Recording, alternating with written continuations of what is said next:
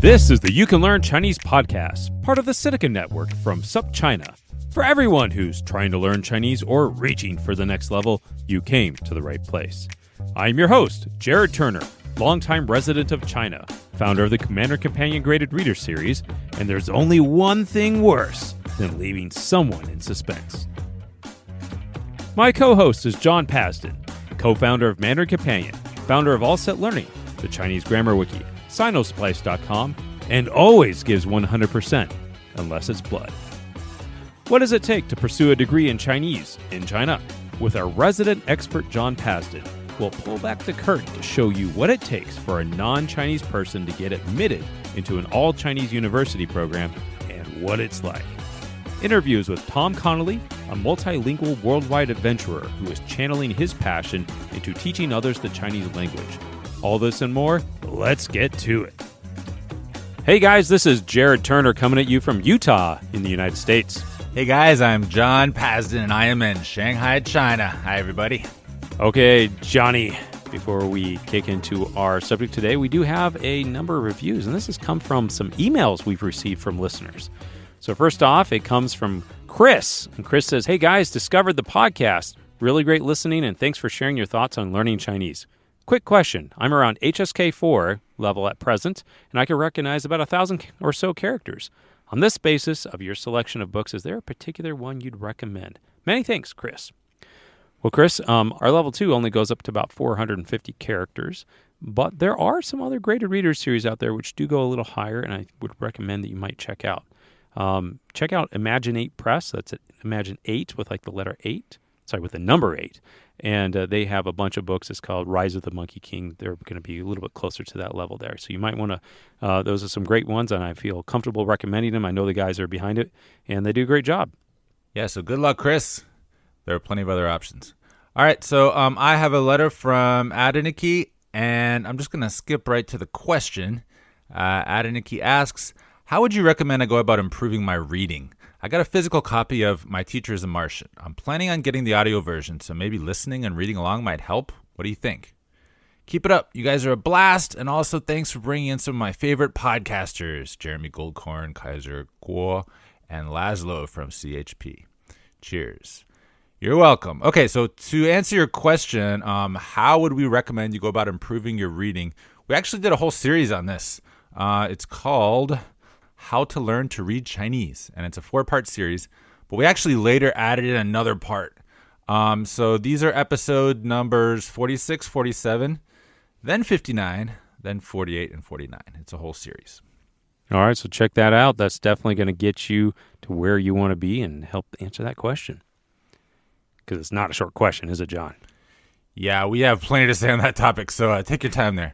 So, Jared, do we have any other ones? We have one last email, and it's from Alex Deva, and he says, hey guys, thanks for your work for the Mandarin Companion books, All Set Learning Grammar Wiki, and of course the You Can Learn Chinese podcast. I'm the type of student you mention often, learning outside of class, outside of China with a tutor and lots of different types of individual tools. I can't tell you how helpful your work has been to me. The books have given me much needed self-confidence, and the podcast has taught me a whole lot of do's and don'ts. My question is, when during the long and arduous process of learning Chinese is it a good time to also take on another language? And as a follow-up question, should this new language be similar to Chinese or as different as possible? Case in point, I started learning Czech. I'm still in love with it, but have arrived at the nightmare called Czech adjectives. I decided to do something totally different and so went for Chinese. Is that a terrible idea? Best, Alex Deva. Well, John, what do you think about that? I think it's impossible to answer that question.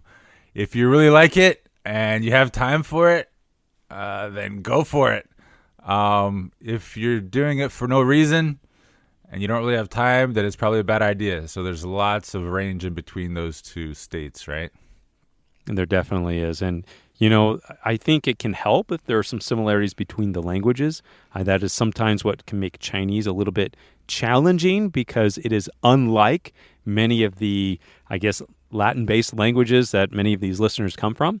But, you know, I don't really know the similarities, if there are really any, between Czech and Chinese. I think they're probably very different.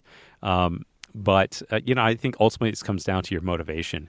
If you find it energizing and you find it something that's energy creating for you, as opposed to like a drag and something that's just slogging you down, then yeah, go ahead. If you're feeling that synergy or that you've seen that kind of boost of motivation. If you're not, if it's kind of becoming that drag and you're just like, oh, arduous torture or whatever, you might want to rethink, maybe going off those two languages at the same time. But learning a new language definitely helps your brain with plasticity, because every new language requires you to think in new ways.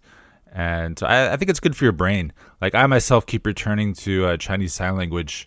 I'm not great at it, but I know a bit, and it's just fun to learn. And deaf people in China are super happy when they find out you can speak sign language, their sign language. So it's great. Go for it. Okay, well, today we are going to talk about graduate studies in China. So, let's be clear about this. So, maybe you've graduated with a degree from university or uni or college or wherever you are, and maybe now you've been studying Chinese and you want to pursue a graduate degree and you want to study in China. Well, we have someone who knows quite a bit about this, and he's on the show with us today. Welcome, John Pasden. Hey, thanks for being with us today. Hey, it's a pleasure to be here. So, all right. So this is going to be an interesting topic because there are really few non-Chinese individuals who have gone through graduate school in China. And so I think we're going to kind of pull back the curtain a little bit, right, John, and let us know some of the nitty-gritties of what goes on there. Because you're not the only one who's done it, and I'm sure you'd also know some other people. And our guest today on the podcast is also going through this as well. So it's going to be kind of fun to talk about this. Yeah, you say there are a few, and that's true if you look at absolute numbers, but there are actually more and more. And to be clear, if you want to get a graduate degree like a master's or a PhD, there are programs in English in China that you can do without fluency in Chinese, any degree of fluency. But what we're talking about today are the programs that require you to be fluent enough in Chinese to be able to handle all the work, write your papers, write your thesis, all entirely in Chinese. So you would have Chinese classmates, but a lot of programs in China now do have, like maybe one or two foreigners in every class. Because remember, these are people from all over the world.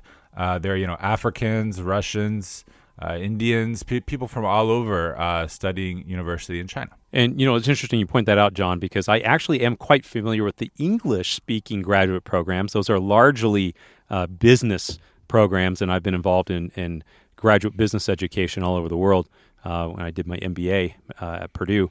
But, so let's get into this. So, John, how about this? How about you tell us first, why did you and why would an individual decide to say, hey, I'm going to go get a graduate degree in Chinese at a Chinese university?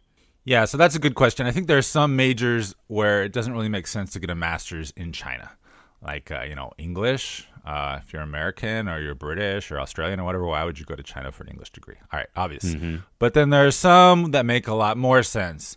Things like Chinese linguistics. That's what I did.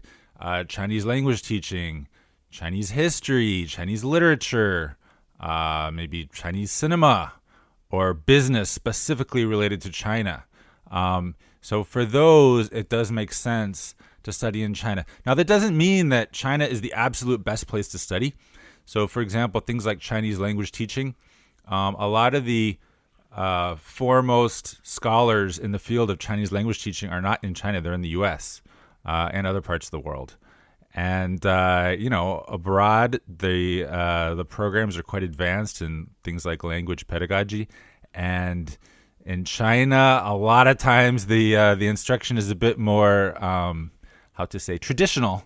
And yes. So it's a bit different. Yes. It's a bit different. But clearly, if your topic is Chinese China, then China is a good place to study for certain reasons. So it really depends on what you're going after and why you want to get the master's or the PhD in the first place. So I think this is a good question. Specifically speaking to your own motivations, John, why did you do it? You could have gone and done, Chinese linguistics. I don't know. Could you have done Chinese linguistics anywhere else other than China? For sure. Or I was looking at programs in California and other places. I was originally planning to leave China to do my master's.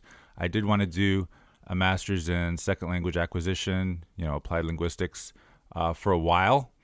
But I eventually came around to the idea of doing it in China for a couple reasons. One, I was just having too much fun in China, learning Chinese. I really enjoyed my life here. I didn't want to leave. Two, at one point, I forget exactly how far along I was in my decision-making process for graduate school programs, but I met my future wife. And so that played a factor. And then number three, I just thought long and hard about what are the pros and cons of studying something like this in China versus studying outside of China. And I just felt pretty confident that I could learn some of the knowledge that I would get in a US-based program just by reading on my own, things like corpus linguistics that I was interested in. And a lot of the things that I could learn about in China, I really couldn't learn about abroad. So some of these things include, like, what is the Chinese educational system actually like for, master's programs that Chinese teachers take? Like, a lot of people don't really know what a Chinese teacher learns if they have a master's in second language acquisition. But actually, I do now because I did it. I studied a master's at East China Normal University in China, which has a pretty good program in the Chinese department. And so I actually know what the program is like, what is required of all the students, what the classrooms are like and all that. And so that's something that's cool, that it's not book knowledge. And I could really only get if I did it myself in China. Okay, so let's say you have that interest, and someone listening here, hey, I have this goal one day to go do this, or I'm actually planning on it now, or I'm just curious about it. Okay, so how do you actually do this? All right, because I have been through some, Chinese educational system registrations before, getting my kids into local Chinese schools, and it was a little bit unclear and murky and arduous a little bit. But how does a foreigner go ahead and apply for a graduate program in China? And I imagine there's going to be some special requirements for such individuals. All right, so I'm not going to get into too many details because I did this in 2005, 2006, and I think it's changed a bit. But one of the major things, obviously, is a language requirement. And when we talk about the HSK, we say how it's not necessarily the greatest measure of your Chinese, proficiency. But if you want to study in a undergrad or graduate level program in China, you do have to take the HSK. Mm-hmm. And so you can take it in your home country, you can take it in China. But I was actually researching this because I didn't know. But currently, using the 2012 HSK, which is going to be replaced soon, but using the current HSK, the requirement varies from school to school. So some schools only require an HSK 4 for undergrad, maybe HSK 5 for graduate school. Some prestigious universities have higher requirements. For example, Peking University, Beijing Daxue, they require an HSK 6 for undergrad and graduate. But Tsinghua, one of the other best schools in Beijing, only requires a 5, HSK 5 for graduate. So it's around an HSK 5 that you should expect to need, sometimes only HSK 4 if you want to do graduate level studies in China. Sometimes they also require what's called the HSKK, which is the Kouyu, the spoken Chinese degree, which is like an optional additional part of the HSK. So back when I did it in 2005, 2006, I did need to pass the HSK. It was the old HSK that I took, but I had that score. And I also had to... You did take it, John. You did take the HSK. The old HSK. I'm old school. But was that handwritten, the right characters by hand? Yes. Ooh, that was not hardcore. online. Yeah. Oh, yeah. Mm-hmm. In fact, it was the handwriting. That was the reason that I didn't get a super high score. The handwriting kind of screwed me. Sure. But I got a good enough score. So evidently, to get into the master's program, I also had to demonstrate knowledge of linguistics because I was going straight to graduate level studies in applied linguistics. Did I know anything about linguistics? I had to prove that. And in order to do that, I had to demonstrate knowledge of just modern Chinese, the linguistic features of modern Chinese, the kind of stuff that you learn as an undergrad in China if you're studying Chinese or linguistics, that kind of thing. So, John, did you have to study for this? Did you have to take an exam or test or something to show that you contain this knowledge? Yeah, so I had to take a multiple part essay test. there was an Very essay delightful. on there was like yum. so this is a handwritten Chinese character test, right? Ooh, And yes. I had to write basically 2 full pages of Chinese and like, I don't know, certain time limit, 2 hours or something. Maybe it was 3 full pages. I can't remember. But it was questions about like, kind of social science type questions, just showing my ability to argue a point. And then there were the technical questions about the Chinese language itself. And in order to prep for that, all the linguistic questions about the Chinese language, I had to study for a year. I hired a tutor and went through the textbook that Chinese students learn. They learn from in school about, Chinese linguistics.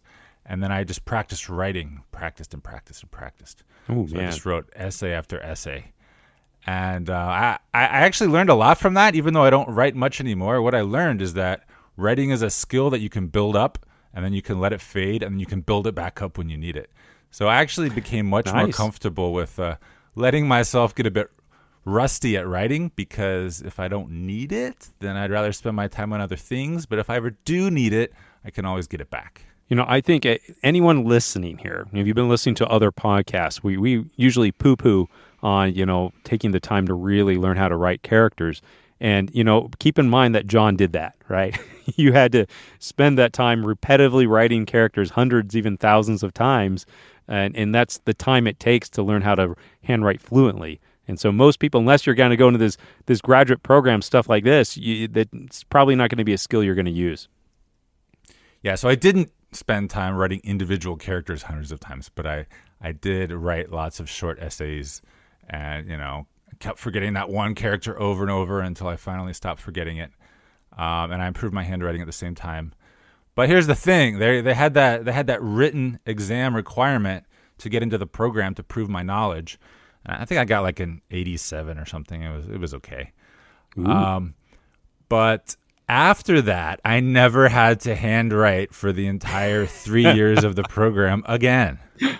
Keep it. Okay, there's another case in point about taking the time to learn to handwrite, and then you're in a graduate program, and then you still don't need to handwrite, right? It was just like an entrance requirement. Yeah. But I mean, certainly, were you entrance taking requirement. notes in class? Like, I assume you were using characters if you're doing notes in class, things like that. Yeah, so I did do that. So there you go. Okay, so it can come in handy a little bit. So this is great. I think anyone, this is going to be like if you're going to apply to med school or biology, there's going to be like prerequisites. So I think the same vein here is that if you're going to be getting into this graduate program, they're going to need prerequisites. So it's within the sense of like saying, all right, you have a high enough level of Chinese and perhaps, knowledge of the subject matter before you're getting into here. Because this is the one thing we do know at graduate programs is that it's not just about rote memorization, about learning. It's more about understanding concepts, application, and analysis. So it's kind of sometimes focuses on a higher level of thinking. And so I can see why these assessments are going to be important, saying, hey, are you ready for the program? Yeah, and another thing is that foreigners really do get special treatment. Like, it really depends on the school. So, for example, Beijing University, I think they're not quite as forgiving as some universities. But a lot of universities, they see it as prestigious to have foreigners in their programs, and so they want you to get in, and they're not gonna like do anything to prevent you from passing. They might kind of help you in some cases. It really depends on the school and the program. And I'm not just talking about like white people. They want people from all countries, Japanese, Korean, Russian, Middle Eastern, African. They want all these people in their programs. So they're not going to make it harder than they have to, but of course they need some standards. So I have seen some cases where it seemed like people really shouldn't have gotten in, but they did. This was a while ago.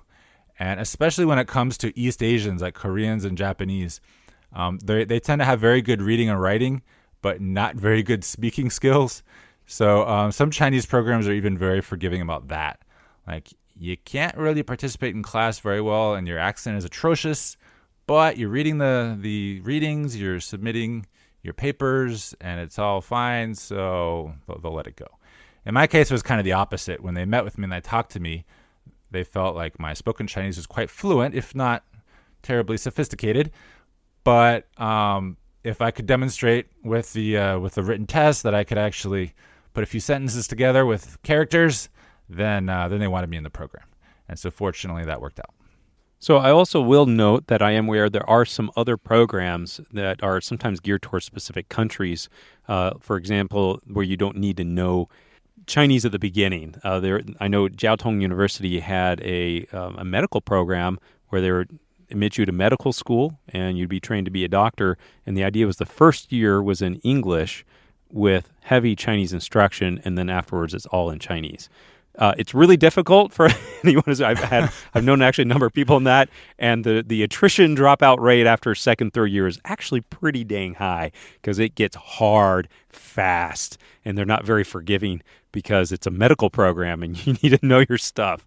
But there are some things like that. That one was mostly geared towards African and Middle Eastern countries, but you may find these types of programs.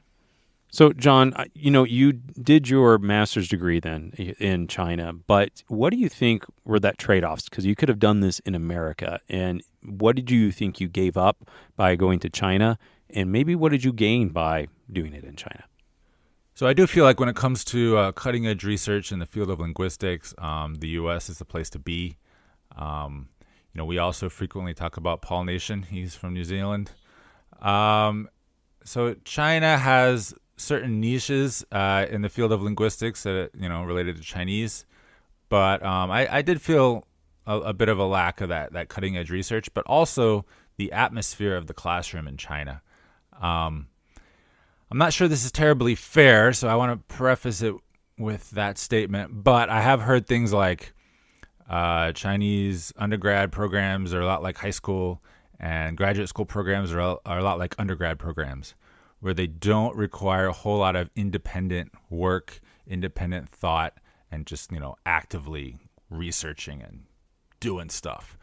And I got to say, in my program, I did feel some of that. There were some classes where, the teacher kind of does a lecture every class.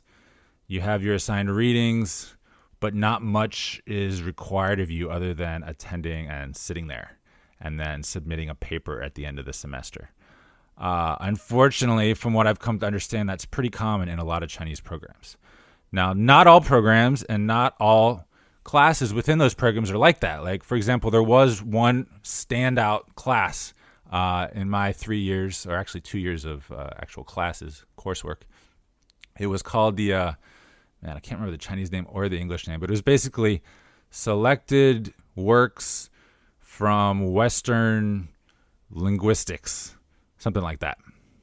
And that class was different because that teacher, I think maybe she had studied in the West. She definitely liked France. But anyway, that teacher had us do presentations. And that one probably required the most of me. And it was in my first semester, which was a bit unfortunate because I was still getting used to handling this high level input. It took about a semester to get used to it, but this is when I had that hardest class. And so I had to do a presentation. And fortunately, I was given a linguist which wrote his works in English. So I was given Noam Chomsky. And I had to research his original, most famous work, the one that made the biggest splash. It was called Syntactic Structures. But I originally only had to do one chapter, but I decided because I felt like my spoken Chinese at this level was kind of bad, I would just do the whole book, and I would do extra work to kind of show off because I can easily read the original in English, and then I can study all the terms in Chinese, and I can give my classmates a fuller overview of what Chomsky was trying to say. So I have to admit, it probably wasn't my most fluent presentation in Chinese, but it turned out okay. I got an okay grade, and it was a great learning experience. And so that was probably the exception for most of my classes. There are a few that were okay, but yeah. All right, so John, tell me something about studying there that was really, I guess, unique, maybe culturally wise, that you wouldn't have countered in the United States. Okay, so I mentioned already that students don't tend to be so active in class, participating in discussion. But one thing that I thought was really interesting, and I can't give names here because I don't want to incriminate anybody, but at the very beginning of my studies, I think it was the first semester, maybe the second semester, some of the teachers in the Chinese language department approached me, and they're like, so we know you've done some teaching before and you're American. Can you give us English lessons? And at the time, I was like, oh, man, I got a lot going on. I don't really want to do this, but I didn't think that was a good idea. So I agreed to do it. And, they said they'd pay me. It was a very modest amount, but they said they'd pay me. So, okay. So I did my best. I taught them some English. They were good students. Didn't forge any great friendships, but I met the teachers in the department. And after one semester, they were kind of busy, so it kind of just ended there. What I didn't expect was that a semester later, one of those teachers taught one of the courses that I had to take. And this was a course that conflicted with the work I was doing, earning money. And I wasn't sure how to handle it, but the teacher was like, hey, I really appreciate how you taught us English before. I know that you have a pretty good grasp of this stuff, so you don't actually have to come. Just make sure you do the work, do the readings, and it's fine. And I was like, what? The guanxi, right? Yeah, that was like, for me, the prototypical guanxi experience in China. And it only happened that one time. I don't think anything else like that happened. They definitely didn't go easy on me for my thesis defense. But that was really nice at the time, I got to say. Well, that's pretty funny, John. Well, if you could do it over again, would you take that same path? Yeah, I would. I definitely learned a lot. And I wasn't just learning book knowledge, right? I was learning about Chinese culture. I also made a really good friend in my graduate studies. So yeah, it's a path that you kind of want to know what you're doing. It's not just A or B. You're getting exactly the same thing. They're pretty different. But I'm glad I did it. Well, John, this is great to hear. Some of this insider perspective of graduate programs there in China, and I think it's going to be great as well because the interview is going to be with Tom Connelly, who is also going through the experience right now of a graduate program in China. Yeah, Tom is focused on teaching Chinese, so his is a little bit different, besides just being closer to the present. But I think that'll definitely be interesting for everybody. And don't worry, future episodes are not going to be quite so high level. So we hope you enjoyed this one if you do have the advanced Chinese or if you're just interested.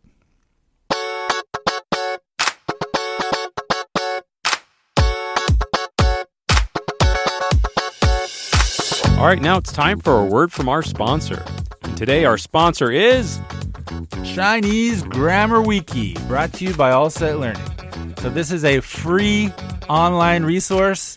Just go to resources.allsetlearning.com and you can get to the Chinese Grammar Wiki. We've got all the grammar points you could need in Chinese, divided by level, modularized, broken down, and easy to read English explanations. And we also have a page dedicated to Mandarin Companion graded readers and all the grammar points contained in those books. That's right. So if you're going through one of the Mandarin Companion books and you're running across a grammar point or something that you're not so clear about, go check out the Chinese Grammar Wiki. You can find the book. You can actually find the specific grammar point for that part of the book, and you can learn it and be illuminated. And if you've never noticed, if you flip to the back of your Mandarin Companion graded reader, there is a list of grammar points. And that list of grammar points matches what's on the Chinese Grammar Wiki. So you can find it in either place. Okay, so the Chinese Grammar Wiki, again, is online at resources.allsetlearning.com. Check it out.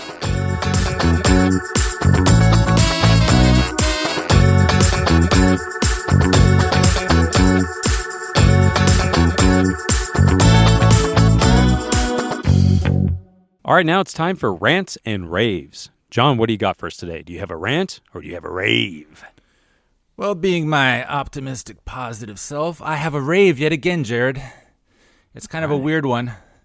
My wife recently joined Costco in China, which is kind of weird. They have a lot of American products. And so is this a rave about American products? No, it is not. Because the thing that our family has found is the greatest product in Costco here in Shanghai are the blueberries. And these blueberries come from Yunnan, southern China. These are the most amazing blueberries I have ever eaten in my life. So good job, China. You know how to do blueberries. And now I know where to get them. That's my rate. I am surprised, John. I am actually a huge fan of berries, specifically blueberries. So if China ever opens up again and I can come back, then you better make sure you got some for me. We'll see, Jared. They don't last long. We'll see. All right, Jared, so do you got a rant or a rave for us? I've got a rave. John. This is something I've gotten a few emails about from some various Chinese teachers, and this is to all those people out there who are doing summer reading groups or summer reading programs. So I don't have any specifics because it's actually like individual teachers are doing them. But yeah, a lot of teachers right now, because they just out of COVID, everyone's going online, and now we're into summer. And, usually people aren't meeting or going to school during summer, but a lot of these teachers are doing like these summer reading groups using like our graded readers, which is pretty dang cool. So I do know there's a teacher in Chicago who I've been in touch with. We have one out there in Iowa. I know some teachers here in Utah who are doing it. And so it's pretty cool. So, and I guess I got to get a little plug, John, you do have those reading programs through All Set Learning, right? Yeah, if your teacher actually wants to take a break this summer, then you can find one-on-one courses that cover our books on allsetlearning.com. But man, that's amazing. Like teachers, they work so hard. They have a summer vacation, which they have, really earned this vacation. And then they're like, what am I going to do? I'm going to teach more. That's right. I even got an email from a reader who he's got a group of, I guess, friends or people who are learning Chinese together, and they're doing like a reading group. And they've been doing this kind of consistently using the graded readers. So that's a great thing. I've been super happy to see that and excited. If you want to do something like that, we're happy to support you. We have a lot of activities and stuff that we can recommend for people who are doing reading groups using the graded readers. It doesn't even have to be our graded readers. I mean, you just finding a book. Think of it like a book club. You get together and you talk about the book. So the same type of a thing, except, you can throw some activities in there and it's a little more, it's obvious focused on Chinese and something that you guys can read. So it's super effective. And I was just really happy to see that. And so it's just an idea as well to anyone if they want to try to pull something off like that this summer. Awesome. All right. So time for the interview, right? Yeah, but you better get to reading, John. All right.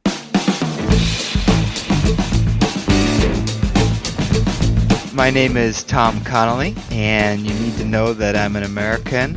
I'm living over here in China in Nanjing, and I'm studying for a master's degree in teaching Chinese as a second language. From Africa to Asia, Tom has lived around the world, but his love for the Chinese language has captivated his focus. Tom has some great stories to share, including the differences of learning an African tribal language versus Chinese. Stay with us.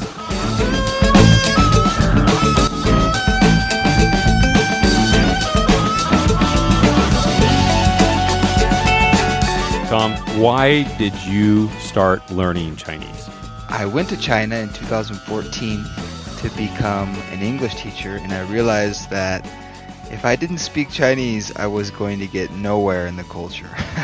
And okay, but wait, Tom, why did you even come to China then? That's also opening up a big box there. I love adventure, and when I graduated from college, I joined the Peace Corps, and I went to Benin in West Africa, right between Nigeria and Togo. And after I went to the Peace Corps, and I had a great experience, and I just kind of got a taste of world exploration. And after I finished the Peace Corps, I wasn't so sure what I wanted to do. And I talked to some friends, and they said, well, why don't you just go to China and teach English, and you can continue to explore. And it's such a big country, you can travel. And so I said, all right, sign me up. So then I applied and was accepted into a program to teach in Jilin, which is in the northeast part of the country. I was up there teaching English, and I was at a university, which a lot of people do, and I was told that if I wanted to take classes with the other international students that came to learn Chinese from all over the world, I could study with them for free. I said, oh, wow. So that's a perk of being an instructor there at the university. Yeah. Right? I said, okay, why not? So then I just started studying and teaching.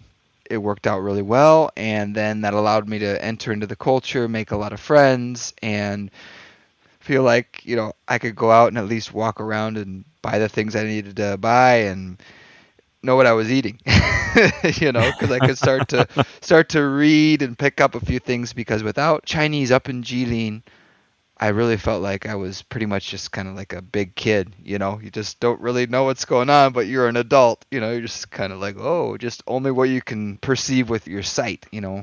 Tell us a little bit what it was like up there. So I was in Jilin province in the Jilin city, which is the second biggest city in the province. So while it's, you know, the second biggest city, it's only probably about 3 million or so. Only 3 million. Yeah. Only. And there really weren't, and there still aren't, that many people who really speak English well up there. You know, of course, there's some English and people can speak English, but, you know, I've been to Shanghai, I've been to Beijing, you know.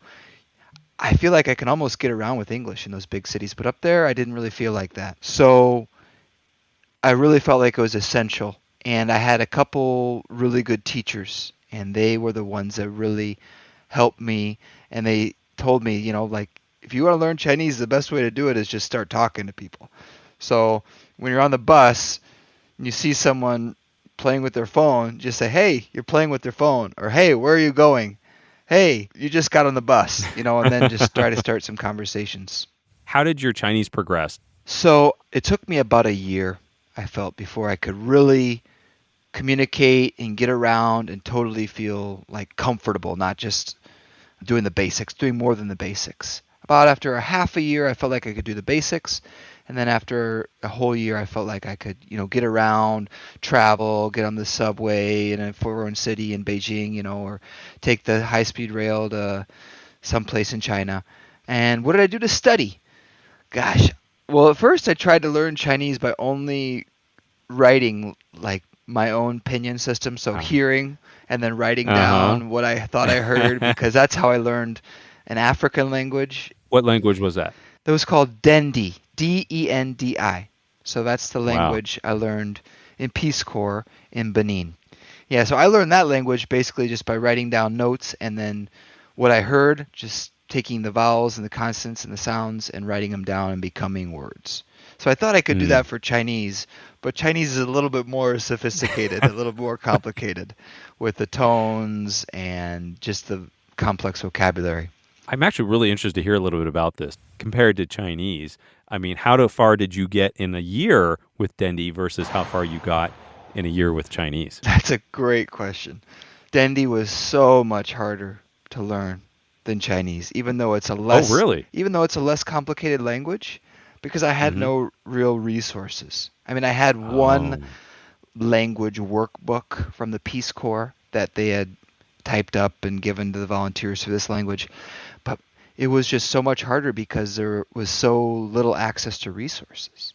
You know, in Chinese, 2014, everyone already had smartphones, internet. I mean, you could just type in what you heard on Playco, and then the word comes up and it's got a nice English translation. So, you know, learning Dendi basically was just a lot of point, tell, speak, and then make sure what I'm pointing to they're comprehending, and that's what I want to know. You know, that kind of real basic. So I think what I learned in 1 year of Chinese, it took me more than 2 years, at least 2 years, if not more, to learn that same amount in Dendi. Because I stayed in the Peace Corps for about 4 years. I did 2 terms in Peace Corps. And I felt like after 2 years in Peace Corps, I was finally able to do more than just say, hi, I'm hungry. You know? So Wow. Yeah. So Chinese, although much harder, the language picked up quicker because of the resources. That's great. And I think that's something a lot of times us learners of Chinese may lament over the difficulty of the language and the tones and all this stuff. But yeah, I have encountered in some of my associations with other people who are learning like Czech or they're learning Romanian or things like this. And these languages don't have the resources to learn. But yeah, we got that in Chinese despite the difficulty. For sure. Well, all right. So you were doing this up in Jilin and, you know, all right, you're making some progress. But I mean, obviously you decided to kind of keep going with Chinese. So what happened next with you? So I ended up in Beijing because I love to do outdoor recreation, and I started doing outdoor activities, outdoor recreation, and combined that with education, and it was my job. So like teaching outdoor skills to both adults and children. And it was still somewhat English-based and some done in Chinese, but it was basically what we call outdoor adventure tourism and education. So I found a company and I started working for them, and it was a Chinese company. And it was a lot of fun. I worked for them for about 2 years, and we did a lot of things. I got to go on a trip to Tanzania with the company to climb Mount Kilimanjaro. I got to go all Wow. over China to do kids' outdoor sports activities, taking kids camping, hiking, rock climbing, these kinds of things. And I was using Chinese and English at the same time. Was it like one of these things where it's like, oh, you're going to be learning English while you're doing this, right? Exactly. So you get your exercise, you got the American English teacher, and you're, exploring and traveling at the same time. And I was hoping it would become more with adults and I could do more like hardcore mountaineering or outdoor adventure tourism. But it started to become a lot more of just like working with kids, and I do like working with kids, but it was, I hate to say this, but like just babysitting. I've been on a lot of campouts with kids. I know what you mean. So I decided that probably wasn't my life calling. And actually, I made a big decision. So I was in Beijing. Everyone's like, oh, you're in Beijing, good city. There's so many opportunities. Sure, you can find something to do. But I decided actually to leave Beijing and go back to Jilin. So I went back. So like, you're going from like New York to Pittsburgh, like you're Yeah. going from the big city where everything's happening, where everything's at your fingertips, and then you're going back to like the iron steel country where everything's cold and, manufacturing, In my experience there in China, it's hard to get people to move down the tiers of cities, right? Once you move up like third tier to second tier, they're not going back down, right? So that is I guess unique, right? Yeah. But the reason I did that is because when I was teaching up in Jilin, I was also taking classes, right? And I noticed that there were few students in those classes I was taking. And by that time, my Chinese had gotten much better. And I knew that if I went back there and I took the upper level classes, there would be maybe just a handful of students in my classes with me. Whereas if I stayed in Beijing and went to Beijing Language and Culture University, there would be, maybe 20 to 40 students per classroom. So I made the big move. I said, I'm going to go back to a place where I know my living expenses are going to be much cheaper. It's maybe a little bit inconvenient getting around, but it's a small city, so things are easier nonetheless. And I know that I'm going to have more chances to interact and work with teachers because there's just going to be few students. So I went back, and lo and behold, that's exactly what happened. I was in the high level of Chinese classes, and I was with 5 students. Oh, wow. Wow. What was that experience like? It was great because there I was, 30 plus years old, maybe 32 at the time, and I'm with undergrad students from South Korea and Mongolia. And they're young, they're 21, 22, and so they're coming to class sometimes not coming to class, and I'm the one like sitting right in the front row, right in front of the teacher, always raising my hand, always asking questions, and I got the nickname of, the king of questions. And I met one teacher, Mr. Zhao, and Mr. Zhao really changed everything because he taught me how to learn Chinese. Really? Well, tell us about that. First of all, he wasn't so quick in doing everything. He went through things very methodically. And he said to me, you know what? You've got a good level of Chinese. You can speak, you can listen, you can understand. But there's a lot more to that. And there's more in reading, and then you're eventually going to need to improve your writing. He said, if you want to really improve, I got to teach you a system. I got to teach you how to learn systematically Chinese. So I said, all right, what's your system? His system actually became a lot of learning Chinese grammar. Like, what's a subject? What's a verb? What's the difference between a verb and a predicate? What are these things in even my own native language, English, like adverbs, adjectives, pronouns. Like, these things, but do you really know them because you learned them in grade school? So he started to teach me these things, and then he started to teach me this complex vocabulary and what they're associated with in words, and then how to use them and how to apply them when you're learning Chinese. For example, this is a noun. Everyone knows a dog, a cat, a person, place, or thing, right? Okay, in English, a noun is usually the subject, but in Chinese, the noun also can become the predicate, and it can also become the subject. He taught me things like that, and he has a clean system for learning the parts of speech and then learning what kind of function those parts of speech can be in Chinese. And when I started learning this, I said to him, I didn't say it. I said to myself, this guy's crazy. I don't need to learn this. I just need to learn to speak. Chinese is already good, right?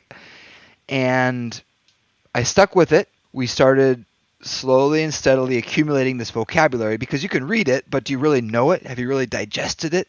So I started learning parts of speech and then what function those parts of speech have. And he taught me how to use the dictionary, a real Chinese dictionary, learning Chinese from Chinese, the Xiandai Hanyu Zidian, the modern Chinese dictionary. With those two things, learning the parts of speech and then what function they have, and then learning how to use the dictionary, he basically gave me a system that I've been able to use today to learn Chinese. It seems basic, like, you just learn the parts of speech and then the function, and then you learn how to use a dictionary. But anyone can say it, right? But then did you really start to do it? And he's the one that told me, if you want to get a higher level of Chinese, this is how you're going to have to do it. And I tell you, it's really effective because my HSK scores, they've improved a lot over the last year and then in the previous year or so when I was studying with him. And it's because of the system he gave me, because now I know how to learn Chinese. So tell me a little bit of what do you think you gained out of that you wouldn't have otherwise? Yeah, honestly, every day I use the Chinese dictionary. I probably check at least 40 times. And I wouldn't have done that if he didn't tell me. And he told me, so I started to do that. And with that dictionary, the dictionary has what part of speech a certain word is. And then I look at that part of speech and I know what kind of function that part of speech can have in a sentence. And then I can start to create my own sentences. So it seems basic, like, you want to learn? Look it up in the dictionary. But it's all about what dictionary you learn from. And then once you use the dictionary, like, how do you use it? Do you know how to use it? Do you know what the parts of speech and what the example sentences actually are trying to communicate? And I wouldn't have got that if he didn't tell me. In general, we usually recommend, hey, don't worry about studying grammar because they're usually kind of rules. They're a little bit abstract. Yep. And when you actually get into the situation, it's a bit hard to actually think of a rule and try to apply it. Exactly. And, so we usually recommend, having that comprehensible input and you kind of acquire it naturally. So I'm kind of curious a little bit, that's a little bit of advice that we've kind of given some other language acquisition experts as well. But I'm kind of curious, maybe is this a skill you think is more advanced when you get to a level? Or, when would you even recommend you think someone to do this? Or what do you think is applicable? When I started doing this, I had been learning Chinese for 5 years. And I felt very good getting around, very good communicating, very good at handling nearly everything. But I got to a point where I was like, okay, do you want to stop there? Or do you want to try to get to an expert level? Do you want to try to get beyond that? Do you want to try to get ready to go to graduate school in Chinese? So most people probably don't have that ambition. Most people want to get around, do their business, be able to chat. And I could do all that, and it was fine. I even worked in Chinese. But when I got to that higher level, I needed something more because I had just reached a plateau. But I definitely don't recommend every person to start looking up complex vocabulary because I'll tell you what, it took me about a whole semester of study to really feel comfortable with this system that I learned from Mr. Zhao. It took a while. And I, in the beginning, resented it. I said, why am I doing this? I just keep practicing and I'll get more and more. And you will. But once you have this system, and once I started using the system, I could practice on my own. I didn't need to practice with other people. And I could practice less commonly used words and terms that, second language learners just have trouble picking up in oral language. That's excellent advice. I have had some people ask me before, it's like, I'm proficient. You could say the F word, I'm fluent, you know, but, they want to push that higher level. And that sounds like when you get to that higher level, you want to push it higher, you're going to have to do some real in-depth work. And it sounds like this could be a great way to do that. I agree, for sure. I know you're doing in a graduate program. So, what was the step? Some might say, are you masochist here? I want to do a master's degree in Chinese, right? Where did this lead you? Say, hey, I want to be a teacher. So I got to the point when I was up in Jilin and I was studying with Mr. Zhao and everything's going well. And I said to myself, where is this going? I looked at myself in the mirror, and I'm getting a little bit older, and I said, well, what's going to happen? And I wasn't exactly sure. And then COVID-19 came, right? So Yeah. that threw a wrench in everything. And I saw the writing on the wall that, gosh, things are going to be different, and I don't know what's going to happen. Maybe it's a good time to study. So I started to apply for graduate school, and I said, well, what do you want to study? Well, I want to keep studying Chinese, and I want to be able to come out of this with something more than just, oh, I can speak Chinese, I'm good at Chinese, I'm fluent. I want to come out of this with something more that if someday I go back to the United States or I want to go somewhere else, I can have a piece of paper. I have something that shows my level. I thought about, maybe is it linguistics? Maybe is it the Chinese language, like language and literature? And after a few applications and interviews and conversations, for me, the best bet became teaching Chinese to speakers of other languages. And it's a 2-year program. And I said to myself, well, I'll apply. I'll apply for the scholarship. And if I get the scholarship, why not go for it? If I didn't get the scholarship, I said, well, maybe you're back to square one. Lo and behold, I got the scholarship, and I was accepted to go to Nanjing University. What was that application process or admissions process like? What did you have to do to get into school? So I had to take the HSK exam, and it was best if I could pass level 6. So I passed HSK level 6, which was big. Which is the highest level for anyone listening. Mhm. HSK 6 is like, it's the bee's knees, man. There you go. Yes. Congratulations. Good. Thank you. So I passed that, and then I had to do a series of small papers, like we'll give you a topic and then you have to expand upon your idea. Maybe it's in the realm of Chinese language or teaching. And then finally I had interviews, just like on the phone, but your video and you have 3 professors in front of you. And they say, okay, what do you think about this topic? And you have 20 minutes, and I got some questions because I applied at a couple different universities. Uh-huh. I got some questions, and I was just, lost. I didn't know how to answer them. I just had to say I don't know because I didn't know the terminology for some of the vocabulary they were asking me about, consonants and vowels. I didn't know all the beginning consonant and ending consonant in Chinese, how to say it. So I was a little lost. But each interview, I felt like I got a little bit more practice, and Nanjing University was the last one, and it was perfect. the most successful. So.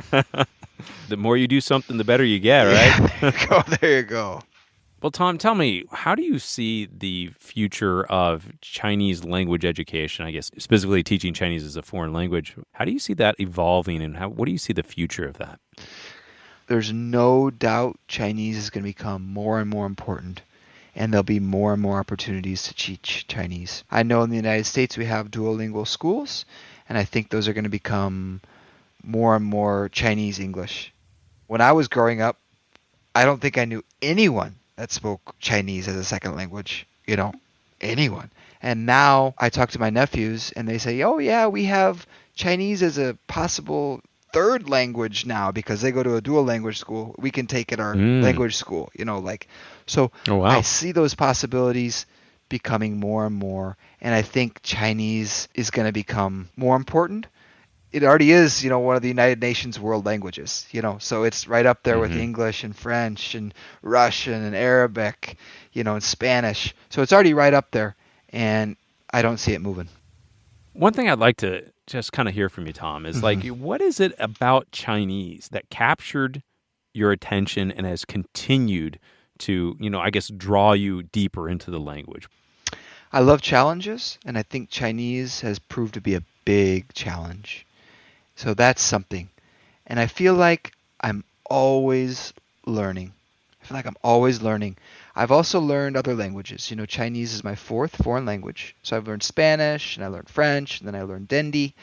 This language, I feel like my learning is always there. When I learned Spanish and French, I felt like I kind of got to a point when I could see something and I could just automatically understand it. But with Chinese, I feel like there's always another level because it's just so different than English. So I like that. And then, I'm living in China and learning Chinese. So I walk out the door and I can use it. And then I use maybe an uncommonly used phrase or a proverb or something. And these guys just love it and they laugh and they say, "Oh, your Chinese is so great," and they just give you the flattering that, everyone gets. And then the next day I go out and say ni hao to someone and then they say, "Oh, your Chinese is so great." And then I'm like, "Oh, are those guys, are those guys really flattering me?" But I go outside and I get to use it, and I think that's constant stimulus. So it keeps me wanting to do more. And then sometimes I think back, like when I came in 2014, and I was like that big baby that I was just talking about, that big kid, you're just walking around, big body, but don't know anything. And I think about now, like how much I'm able to absorb, how much I'm able to take in, and how much I'm able to just think about things and reflect on things and see how things are done. And that's just such a big difference over the last 7 years. It just makes me feel good, and you want to keep doing more. Back in 2014, that new guy in China, the China noob, Yeah. If you could go back and you could give yourself some advice at that point, what would you say? Always stay curious, and then realize that every opportunity is a learning opportunity, right? Because I tell you what, when you're learning Chinese and you're a second language learner like I am, everywhere you go, you can learn. The other day I was on the subway, and I'm looking at the signs for the subway or the signs on the subway glass door. Wait for the person to come out and then go in. I looked at that, and there's a word there, and like, how do I not know that word? I should know all these words. And you look it up, and it's arbitrarily or wantonly. Like, And then the next day, you're listening to the radio or cooking and watching TV, and then they say it, and you're like, oh. So you just see the connections. So I think we always got to stay curious, and realize that there's a learning opportunity everywhere. The other day a friend had me over for dinner, and after dinner I went out and played soccer with her son, and he's telling me like, "Oh, I'm the goalie," using Chinese and telling me, "Shou men yuan, I'm the goalie." So like if I didn't play soccer with him, I don't watch soccer, I would never learn that word. But then now I know that word, and because we had that experience, maybe I'll forget it, but I probably won't. So now I know to say the goalie. So I think that's huge, just remembering that learning opportunities are everywhere, stay curious, and then stay patient. It's a long haul. Chinese is a long haul. It definitely can be. What kind of advice would you give to someone who isn't in China? Yeah, that's a tough question. I get this one often. You've got to make the language alive. So I think for some people it's watching TV. For some people it's listening. For some people it's reading. For some people it's getting a language partner online. I think we need to make the language alive, because if it's just rote or boring, it's not going to work. I don't think there's a one-size-fits-all, but you do what you think makes it alive and interesting to you. And for me, in the beginning, that was talking to people, because you're interacting with a human. I'm a social person. I'm outgoing. So I liked interacting with people. And so when I was in the States, I lived in Chicago for a period. It's amazing. If you know a little bit of Chinese, you might go to the gym and there's a guy right next to me and he's got on leaning sandals. I'm like, "Oh, 你是中国人吗? You're from China, right?" And then he's like, "Oh," and then you can just start practicing, So there are opportunities to use it depending where you're at. What's most important is you find a way to make it alive for you. And for some people, it's talking. Maybe it's reading. Maybe it's watching television. Maybe it's listening. Something to make it interesting. Well, Tom, thanks so much. Hey, this has been really cool to hear your story, and thanks for taking the time to share your experience with all of us. Yeah, you're very welcome. It's been a pleasure. You have been listening to the You Can Learn Chinese podcast. Help us spread the word by sharing this with your friends, classmates, teachers, cousins, gamer, traveler, investor, hiker, mason, musician, model, engineer, and that one guy named William. You can subscribe on iTunes or wherever you get your podcasts. And please write us a review so we know how we're doing. You can find us on Facebook and at mannercompanion.com. Apologies to John Cena, we just ran out of time. The You Can Learn Chinese podcast is produced by myself, Jared Turner, and our editor is Kaiser Guo at SupChina, and interview editor is James Harper with Filter Productions.